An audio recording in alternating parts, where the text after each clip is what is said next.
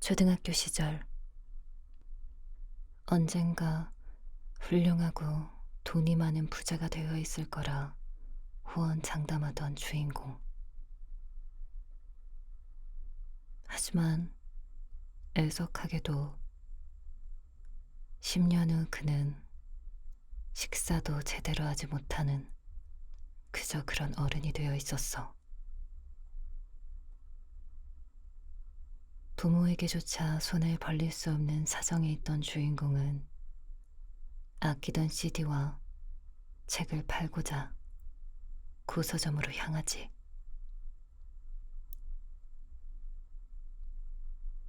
단번에 금전 문제라는 걸 직감한 고서점 주인은 뭔가 생각에 잠긴 듯 한참을 서성이다 주인공에게 말을 건네. 혹시 수명을 팔 생각은 없냐고 말이야. 단지 노인의 소망이 만들어낸 공상일 뿐이라며 치부했지만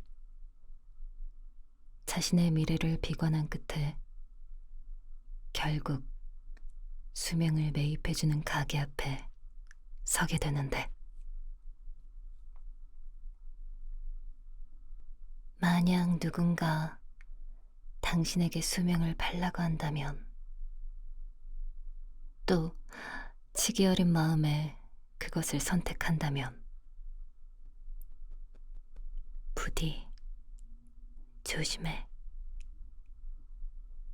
생각지도 못한 행복이 찾아와 당신을 더 살게 해달라고 빌게 할지 모르니까. 마녀가 읽어주는 13번째 이야기. 3일간의 행복. 매매는 합계 3번까지 할 수 있습니다. 당신은 앞으로 2번 더 수명, 건강, 시간을 매매할 수 있다는 뜻입니다. 무엇을 파시겠습니까?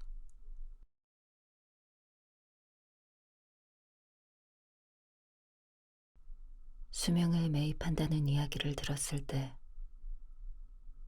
나는 곧바로 초등학교 시절의 어느 도덕 수업 시간을 떠올렸다.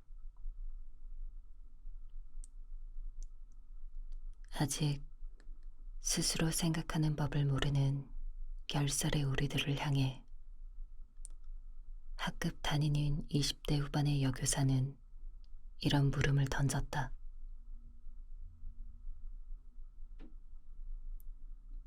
여러분은 이렇게 무엇과도 바꿀 수 없는 가장 가치 있는 것이란 말을 듣고 나는 인간의 생명이 실제 돈으로 따지면 얼마나 될 거라고 생각하나요?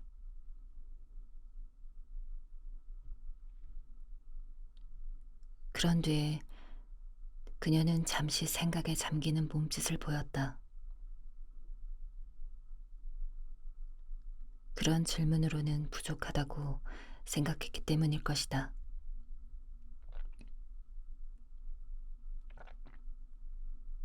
분필을 들고서 칠판과 마주보는 채로 학생들에게 등을 보이며 20초 정도 입을 다물고 있었다.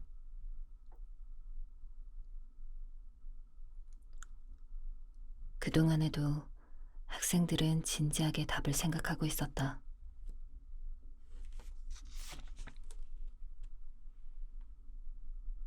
대부분의 학생들은 그 젊고 아름다운 담임 선생님을 좋아했기 때문에 어떻게든 그녀의 마음에 들만한 대답을 해서 칭찬받고 싶었던 것이다.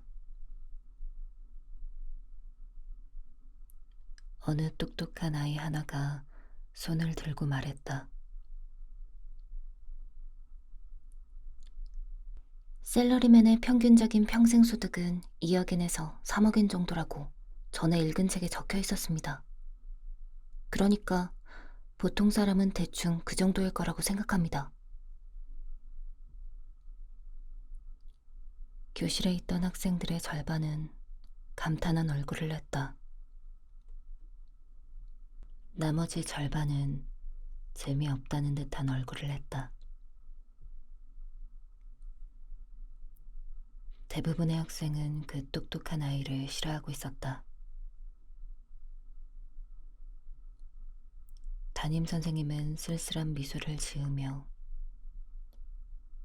확실히 그건 그렇습니다. 라고 말하며 끄덕였다.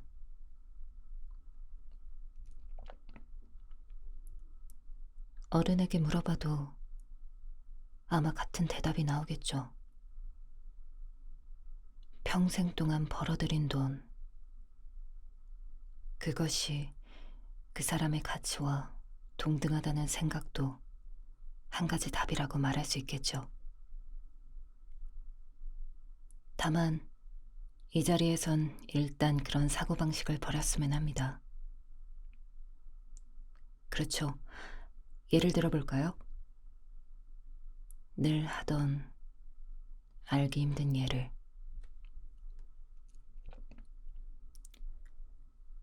교사가 파란색 분필로 칠판에 그린 것이 무엇인지 아무도 알 수 없었다.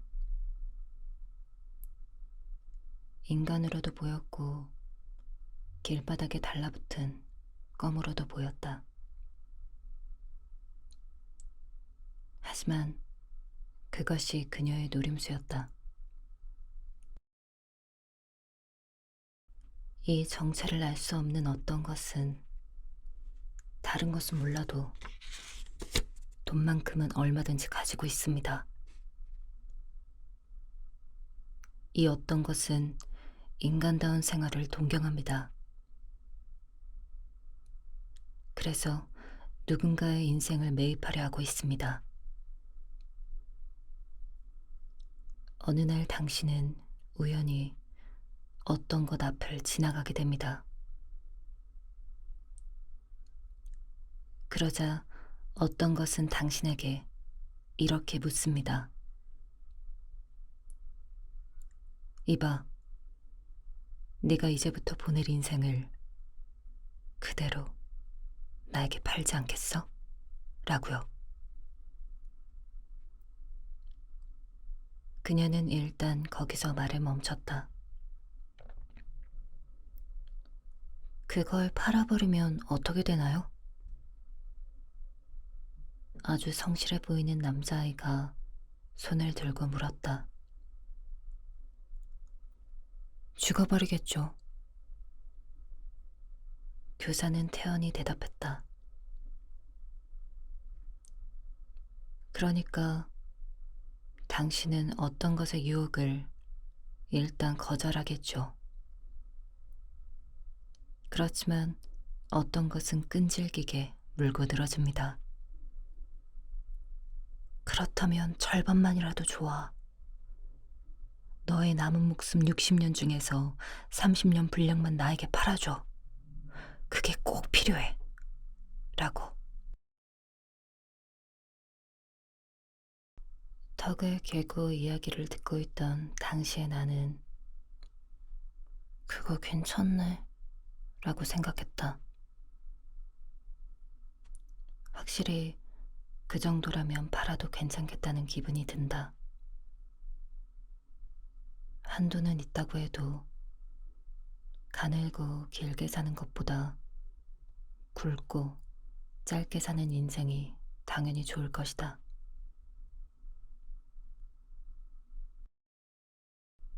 그러면 여기부터가 문제입니다.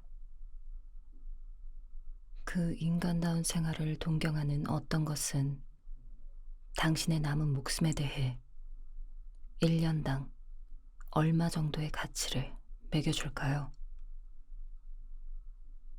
미리 말해두겠는데 정답은 없습니다. 여러분들이 어떤 식으로 생각하고 어떤 답을 찾아내는지를 알고 싶습니다. 자, 잠시 옆 사람과 이야기를 나눠보세요. 교실이 술렁이기 시작한다. 그러나 나는 대화에 끼지 않았다. 정확히 말하면 낄 수 없었다. 왜냐하면 나도 조금 전에 평생 임금에 대한 말을 꺼낸 똑똑한 아이와 마찬가지로 반에서 따돌림 당하는 아이였기 때문이다. 대화에 흥미가 없는 척하면서 시간이 지나가기를 기다렸다. 앞자리에 앉은 녀석들이 평생이 3억인 정도라고 한다면 이라는 말하는 소리가 들렸다. 저 녀석들이 3억엔이라면 나는 생각에 잠겼다. 너는 30억엔 정도여도 이상할 거 없겠지. 이야기의 결과가 어떠했는지 나는 기억하지 못한다. 시종 아무런 소득 없는 의논이 계속된 것은 확실하다. 원래부터 초등학생이 제대로 다룰 수 있을 만한 주제가 아니었다. 고등학생을 모아놓았더라도 그것을 생산적인 의논으로 이어나갈 수 있었을지 의심스럽다.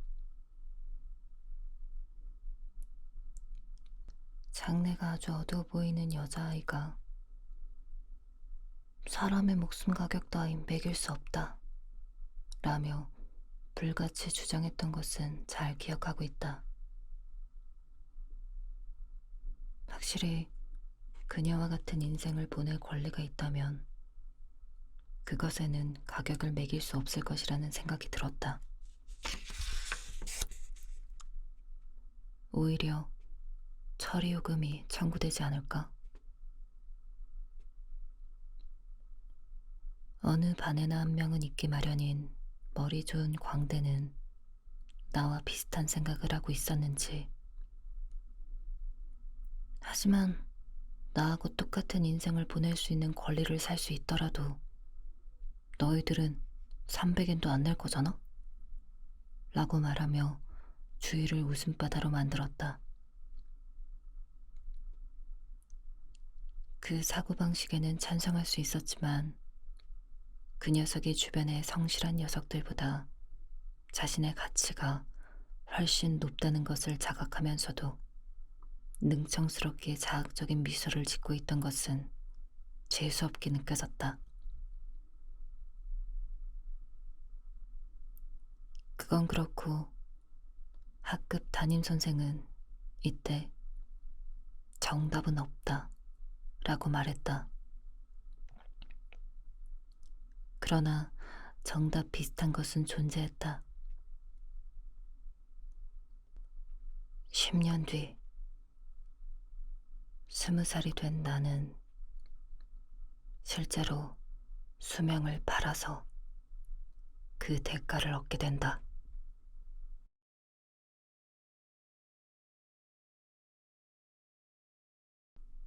어릴 적에 나는 훌륭한 사람이 될 거라고 생각하고 있었다.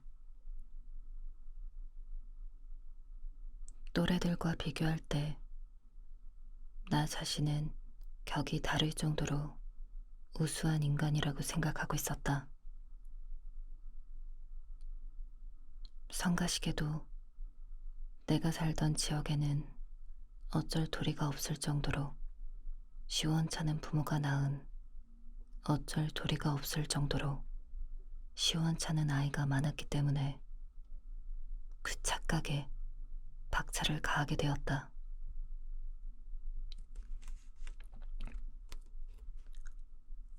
나는 주위 아이들을 깔보고 있었다. 교만함을 완벽하게 숨길 정도로 철저하지도 겸허하지도 않았던 나는 당연히 반의 다른 아이들에게 미움받았다.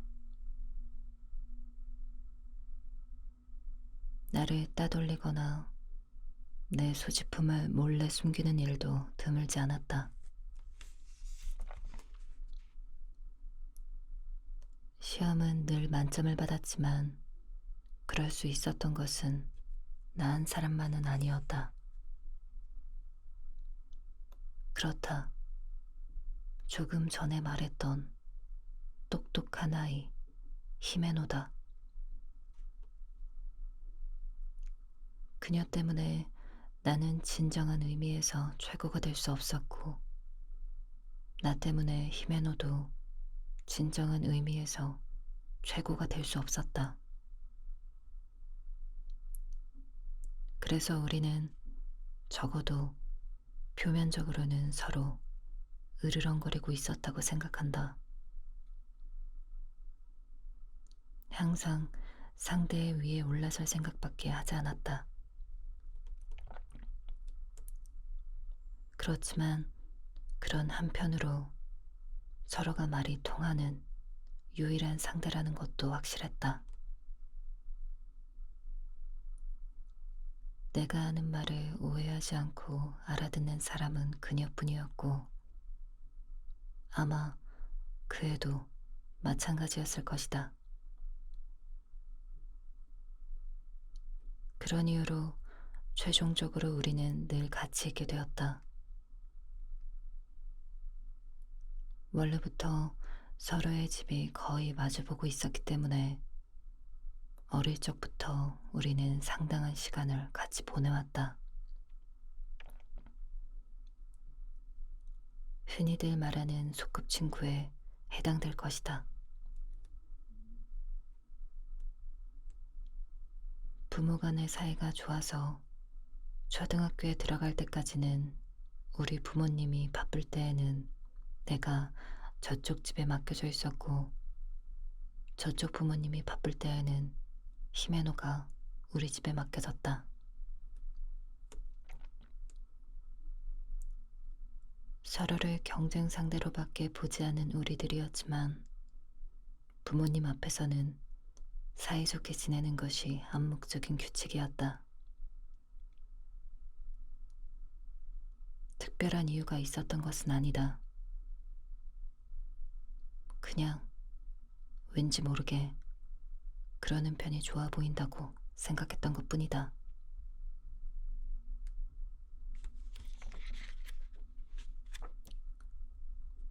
테이블 아래에서는 서로 정강이를 걷어차거나 넓적다리를 꼬집어대는 관계였지만 부모의 눈이 있을 때에 한해선 우리는 허물없는 소꿉친구처럼 지내고 있었다. 하지만 어쩌면 정말로 그랬는지도 모른다.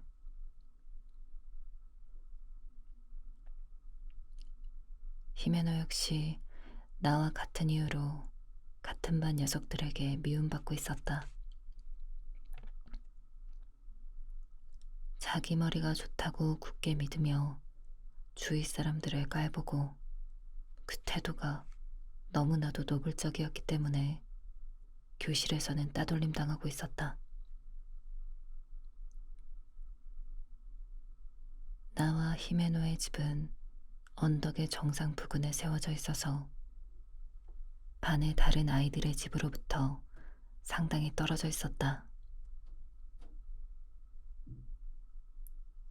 그것은 우리에게 다행스러운 일이었다. 우리는 집에서 멀다는 핑계로 반 아이들의 집에 놀러가지 않고 집에 틀어박히는 것을 정당화했다. 너무너무 지루해서 견딜 수 없을 때만 서로의 집에 찾아가선 오고 싶어서 여기 와 있는 건 아니다 라는 얼굴을 하고 본의가 아니라는 듯이 놀았다. 여름 축제날이나 크리스마스에는 부모님에게 괜한 걱정을 끼치지 않도록 둘이 같이 외출해서 빈둥빈둥하며 시간을 때웠고, 부모와 함께 레크리에이션을 하는 날이나 수업 참관일에는 사이좋은 척을 해서 마치 둘만 있는 것이 제일 편하니까 자발적으로 이러고 있는 것이다. 라고 말하듯 행동했다.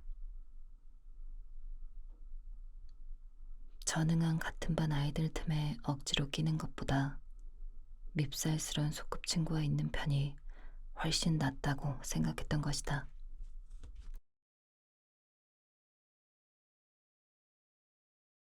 초등학교는 우리들에게 우울한 장소였다. 가끔씩 나나 히메노에 대한 아이들의 괴롭힘이 문제가 되어 학급 회의가 열리곤 했다. 4학년부터 6학년까지 담임이었던 여교사는 이런 문제에 대해 이해하는 바가 있는지 어지간히 심한 일이 아닌 한 그런 일은 우리들의 부모님에게 전하지 않는다는 배려를 해주었다. 우리가 괴롭힘 당하는 아이임이 부모님에게까지 그대로 알려지면 우리들의 입장은 완전히 결정되고 만다. 단 한 곳만이라도 자신들이 괴롭힘 당하는 아이임을 잊게 해줄 장수가 필요하다는 것을 그 여교사는 잘 알고 있었다.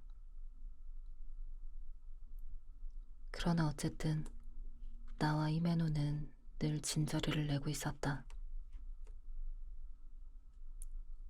주위에 있는 녀석들에 대해서도 그랬고 주위와 그런 관계밖에 쌓을 수 없는 자신에 대해서도 마음 한구석에서 어렴풋이 진저리를 내고 있었다. 우리들에게 가장 큰 문제는 자연스럽게 웃을 수 없었다는 점이다. 모두 일제히 웃음을 터뜨릴 타이밍에 같이 웃을 수 없었다. 중요한 부분이 드득드득하고 깎여 나가는 소리가 났다. 히메노도 비슷한 것을 느끼고 있었을 것이다. 동조하는 웃음을 강요하는 듯한 분위기 속에서도 우리는 눈썹 하나 까딱하지 않았다. 까딱할 수 없었다고 할 수도 있을 것이다.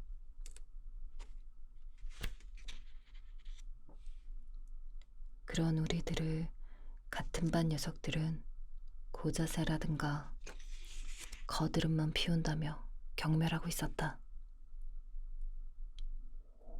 확실히 우리는 고자세이고 거드름만 피우고 있었을 것이다. 그렇지만 주위에 맞춰서 자연스럽게 웃을 수 없었던 것은 그것만이 원인은 아니었다. 더욱 근본적인 부분에서 나와 히메노는 결정적으로 어긋나 있었다. 피어날 계절을 착각한 꽃처럼.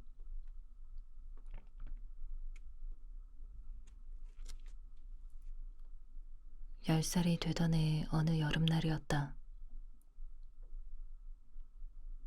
몇십 번이나 쓰레기통에 버려졌던 가방을 맨 히메노와 가위에 여기저기 찢긴 신발을 신은 나는 저녁 햇살이 내리쬐는 신사의 돌계단에 앉아 뭔가를 기다리고 있었다.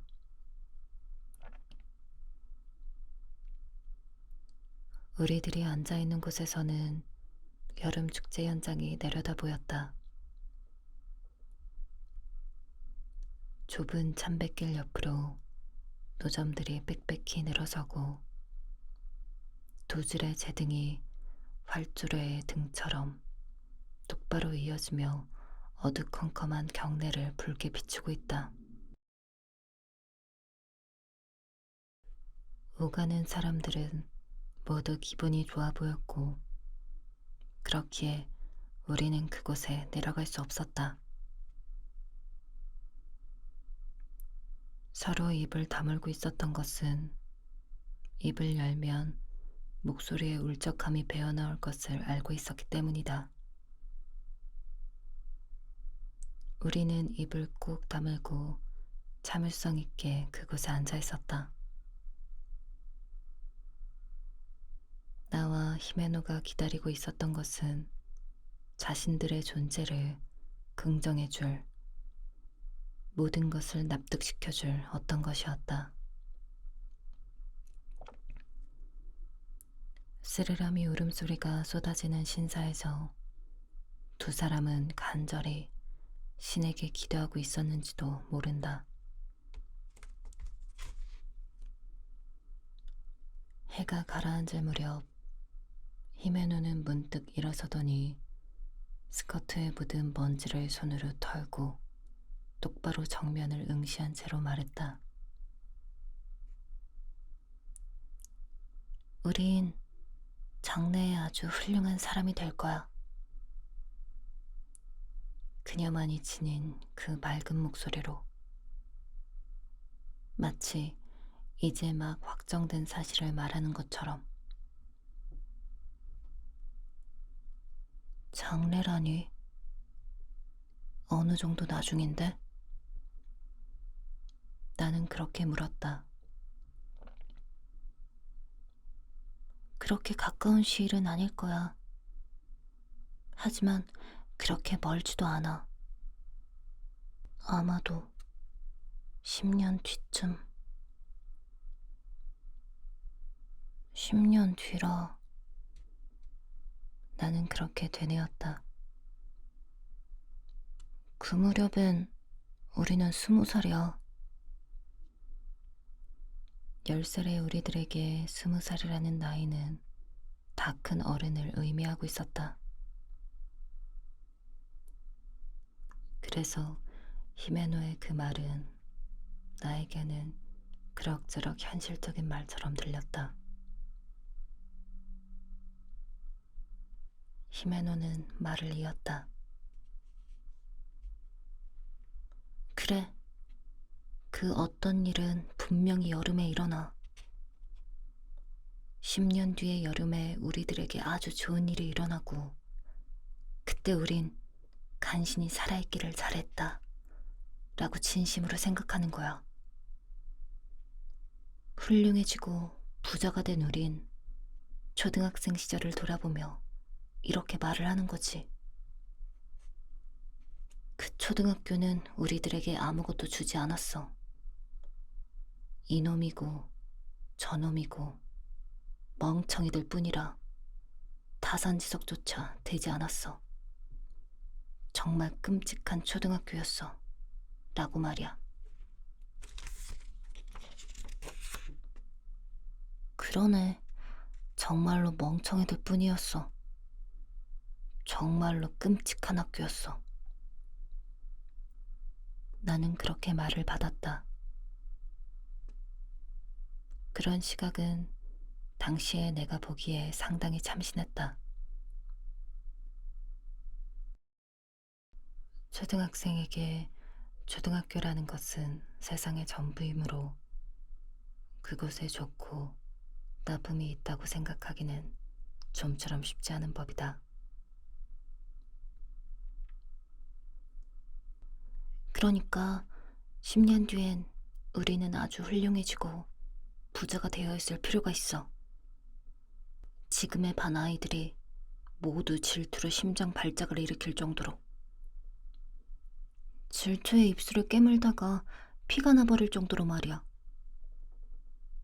그렇게 나는 동의했다. 그 정도가 아니면 수지가 안 맞으니까. 그녀는 그렇게 말하며 미소 지었다. 나는 그것을 정신적인 위안이라고는 생각하지 않았다. 히메노의 입으로 듣는 순간 나는 그것이 진짜로 확정된 미래인 것처럼 느껴졌다. 그 말은 예언처럼 울렸다. 역시 그렇지. 우리들이 훌륭한 사람이 되지 못할 리가 없잖아? 10년 후에 우리는 저 녀석들에게 한 방 먹여주는 거야. 이런 식으로 함부로 취급하던 것을 죽고 싶을 정도로 후회하게 만들어주겠다. 그렇다고 해도 20살이라니 굉장하다. 히메노는 그렇게 말하더니 두 손을 뒤로 돌리고는 저녁노래 올려다보았다. 10년 뒤엔 20살인가? 술을 마실 수 있다. 담배를 필 수 있다. 결혼도 할 수 있는 것은 그것보다 전이던가? 나는 그렇게 말했다. 그래, 여자는 16살부터 결혼할 수 있어.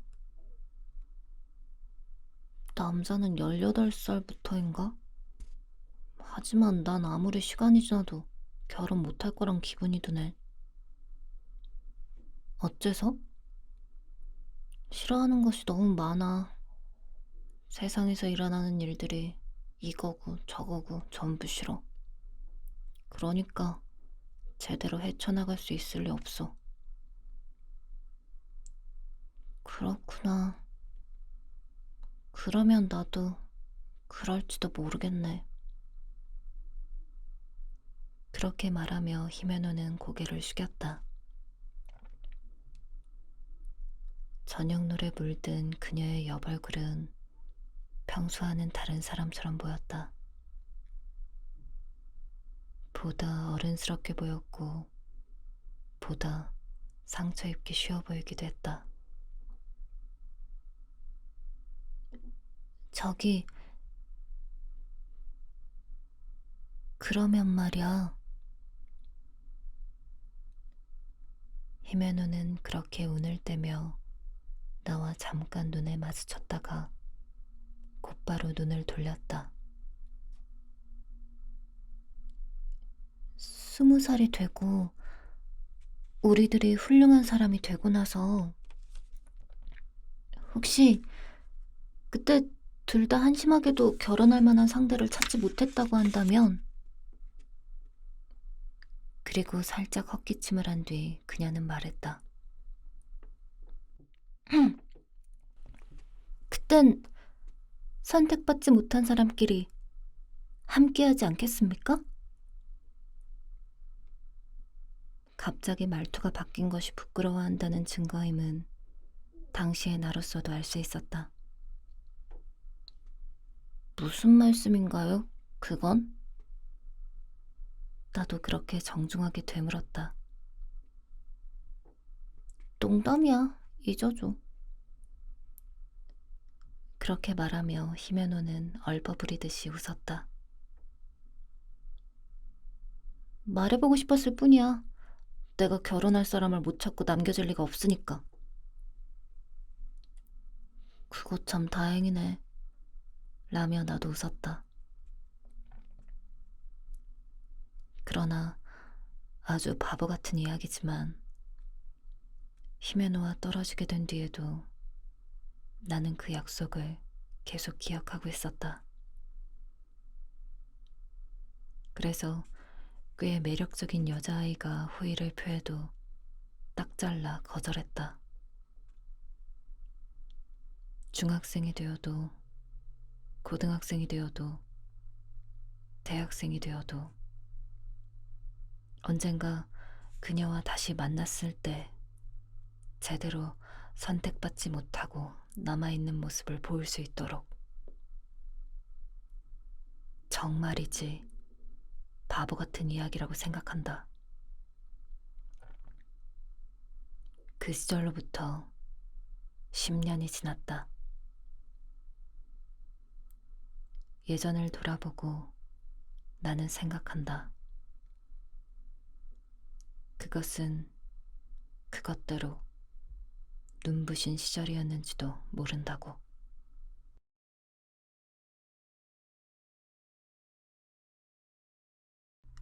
그날 19번째로 죄송합니다 를 말하고 깊이 고개를 숙인 나는 그대로 현기증을 일으켜 바닥에 쓰러지며 머리를 부딪혀서 그대로 의식을 잃은 모양이었다. 맥주집에서 아르바이트를 하던 중에 벌어진 일이었다. 원인은 자명했다. 식사도 제대로 하지 않고 푹푹 찌는 무더위 속에서 쉴 새 없이 일하면 누구라도 그렇게 될 것이다. 혼자 무리해서 자취방에 있는 연립주택으로 돌아온 뒤 눈 속이 도련해지는 듯한 아픔에 결국 참지 못하고 병원에 가기로 했다. 택시를 타고 응급실에 간 것으로 인해 안 그래도 위태로웠던 내 지갑 사정은 더욱 악화되었다. 거기에 더해서 가게 점장에게 잠시 일을 쉬라는 말을 들었다.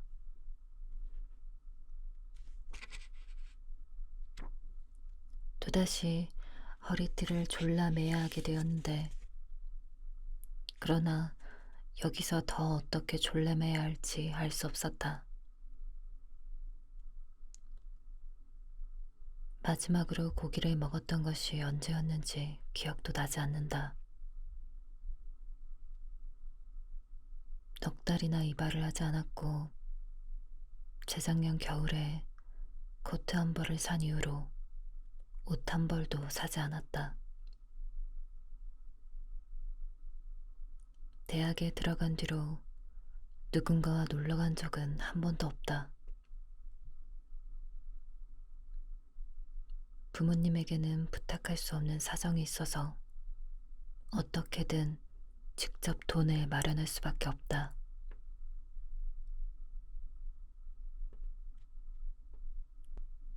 계절은 여름이고 나는 20살이었지만 예전에 폴 리잔이 말한 대로 20살이라는 나이는 반드시 인생에서 가장 아름다운 나이라고만은 할 수 없다.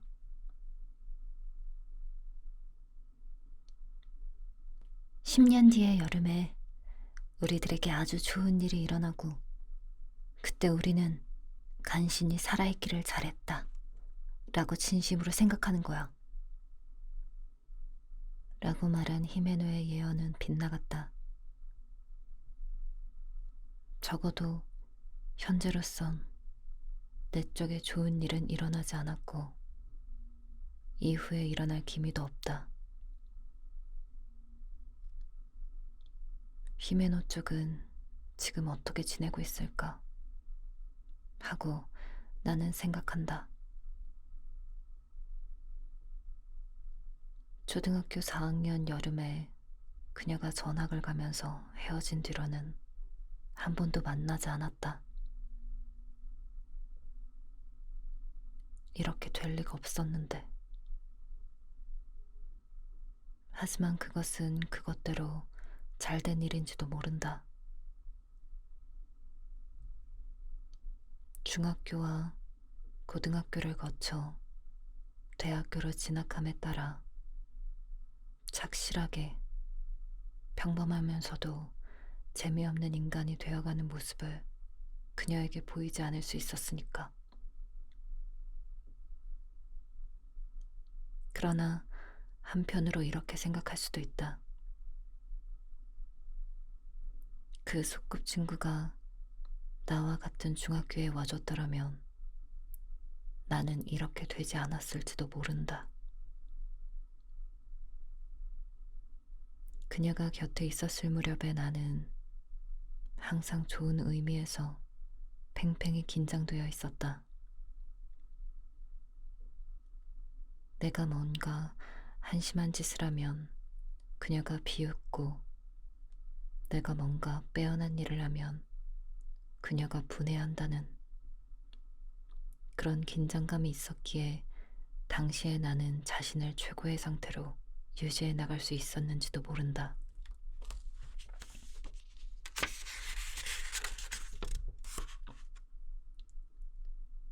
이 수년간 나는 그런 식으로 후회만 하고 있었다.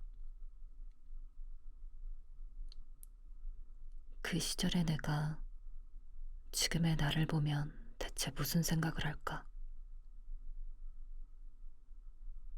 사흘에 걸쳐 대부분의 CD를 다 들은 나는 정말로 소중한 몇 장만을 남기고 전부 종이백에 담았다. 또 다른 종이백에는 이미 책이 가득 차 있었다. 그것들을 두 손에 들고 나는 거리로 나갔다. 햇살 아래를 걸어가는 동안 귓속이 울리기 시작했다. 매미의 불규칙한 울음소리에서 오는 착각인지도 모른다. 마치 귓가에서 울고 있는 것 같았다.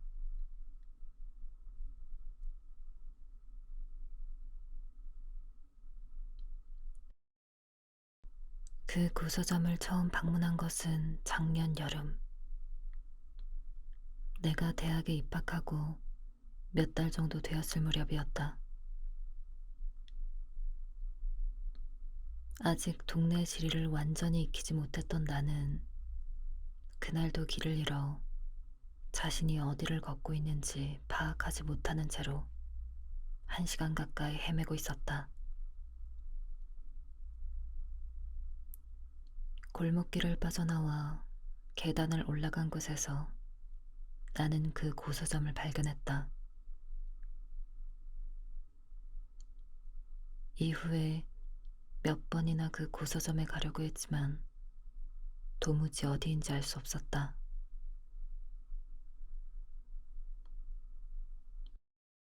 어딘지 알아보려고 해도 늘 서점 이름을 잊어버려서 실패했다. 어쩌다 길을 잃었을 때 우연히 그곳에 도달하곤 했다. 마치 그 고서점으로 통하는 길이 그때그때의 기분에 따라 모습을 드러냈다가 사라졌다가 하는 것처럼.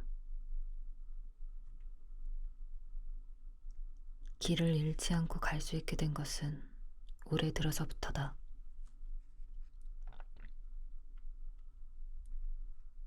가게 앞에는 어느덧 나팔꽃이 피어 있었다. 늘 하던 대로 가게 앞에 나와 있는 떨이 판매용 책장의 책들에 변화가 없음을 체크한 뒤 나는 가게 안으로 들어갔다. 낡은 종이 냄새에 가득 찬 건물 안은 어두컴컴했고 안쪽에서 라디오 소리가 들려왔다. 나는 몸을 옆으로 돌려야 간신히 지나갈 수 있을 정도의 좁은 통로를 지나서 가게 주인에게 말을 걸었다. 잔뜩 쌓여있는 책의 틈새로 주름투성의 노인이 귀찮다는 듯이 얼굴을 보인다. 고서점의 주인인 이 노인은 상대가 누구든 웃는 얼굴을 전혀 보이지 않는다. 계산할 땐 언제나 아래를 내려다보는 채로 소곤소곤 속삭이듯 가격을 읊을 뿐이다. 그러나 이날은 달랐다. 내가 책을 팔러 왔다고 말하자 웬일로 고개를 들더니 내 눈을 보았던 것이다. 노인의 눈에서 확실히 놀라움 같은 것이 느껴졌다. 뭐, 그의 마음을 이해 못할 것도 없다. 내가 팔려고 하는 책은 어느 것을 놓고 봐도 설령 몇 번을 완독하더라도 소장할 만한 가치가 있는 책들이었다. 그것을 처분한다는 행위는 어느 정도 책을 읽은 인간으로서 좀처럼 이해하기 힘든 행동일 것이다. 이사라도 가는 겐가? 그는 그렇게 나에게 물었다. 의외로 뚜렷하게 잘 들리는 목소리였다. 아니요, 그런 건 아니에요. 그러면 왜? 그는 자기 앞에 쌓여있는 책을 내려다본다. 어째서 이렇게 아까운 짓을 하지? 종이는 식감도 안 좋고 영양가도 없으니까요.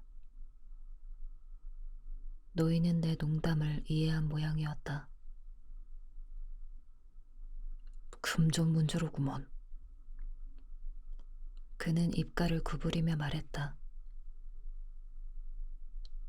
내가 수긍하자 그는 뭔가 생각에 잠긴 듯 팔짱을 끼고 잠시 입을 다물었다. 하지만 이내 생각을 고친 듯 후 하고 숨을 내쉬고는 가격을 매기는 데는 30분 정도 걸릴 거야. 라고 말하더니 책을 안고 가게 안쪽으로 들어갔다.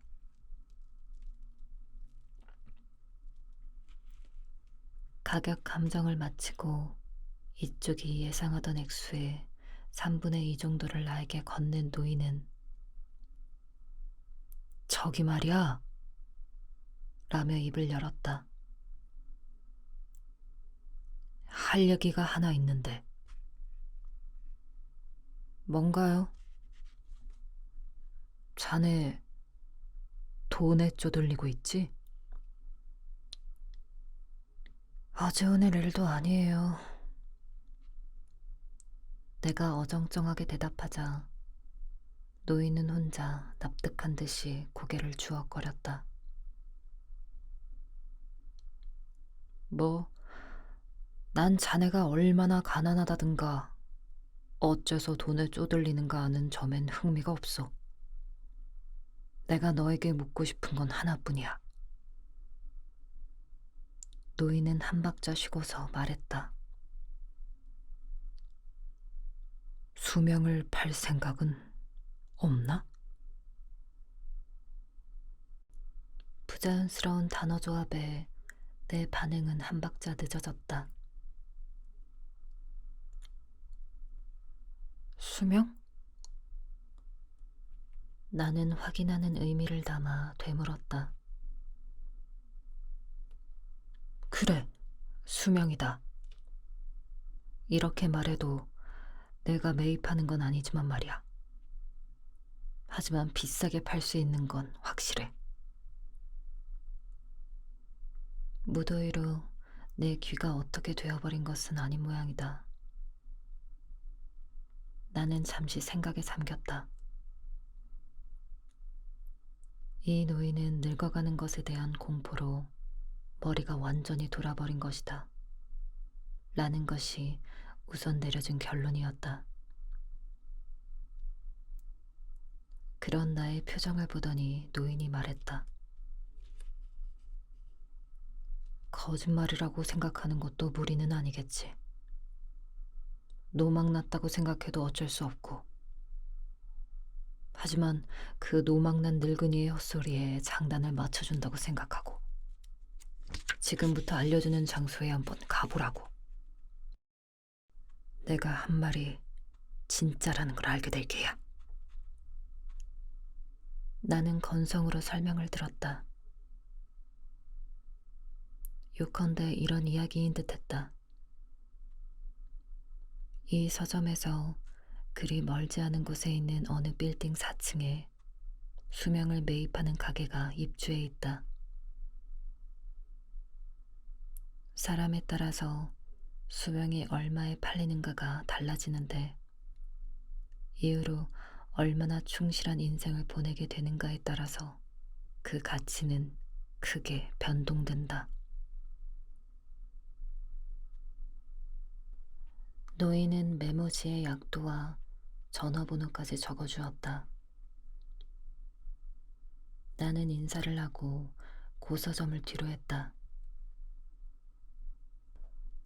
그러나 나뿐만이 아니라 누구나 수명을 매입해주는 가게라는 말은 노인의 소망이 만들어낸 공상에 지나지 않는다고 생각할 것이다.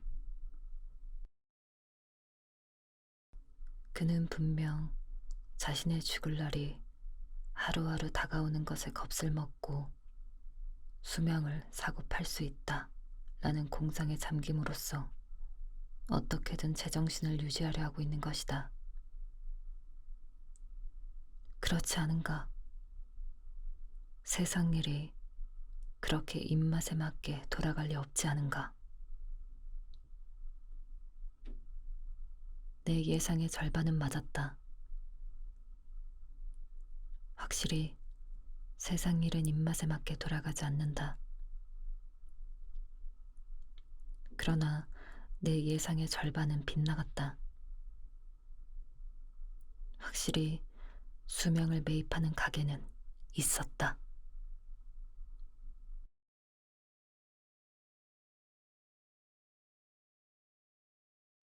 결국 나는 그 빌딩 앞에 서 있었다. 오래된 빌딩이었다. 원래의 색을 짐작할 수 없을 정도로 외벽이 거무칙칙하게 변해 있었다. 아마도 빌딩 자신도 이미 본래의 색을 떠올릴 수 없을 것이다. 가로폭이 좁은 것이 마치 양옆의 건물에 짓눌려서 그렇게 된 듯한 모습이었다.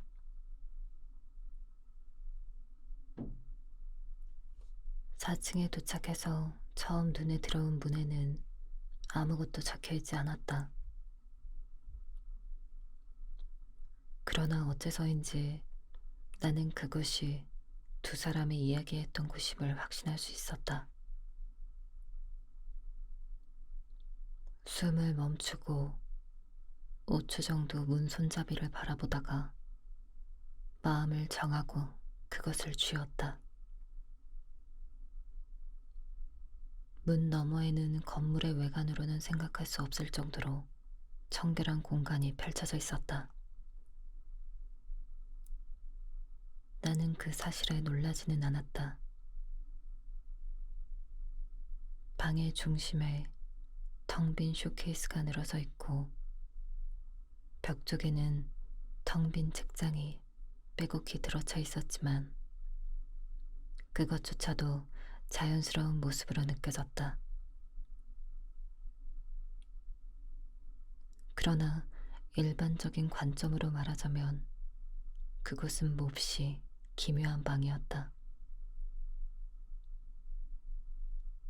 말을 걸어올 때까지 바로 옆에 사람이 있다는 것을 깨닫지 못했다. 어서 오십시오. 목소리가 난 쪽을 돌아보자 정장 차림의 여자가 그곳에 앉아 있었다. 가느다란 태의 안경 아래에서 나를 가격 감정하듯이 바라보고 있었다. 이곳은 대체 무슨 가게죠? 라고 물어보는 수고를 덜었던 것은 내가 묻기 전에 그녀가 이렇게 물었기 때문이었다. 시간인가요? 건강인가요? 수명인가요? 이제는 생각하는 것이 귀찮아졌다. 그래, 놀리고 싶다면 마음껏 놀리라지. 수명입니다. 나는 곧바로 대답했다. 우선 흐름에 몸을 맡겨보자고 생각했다. 나는 이제 와서 잃을 것도 없다.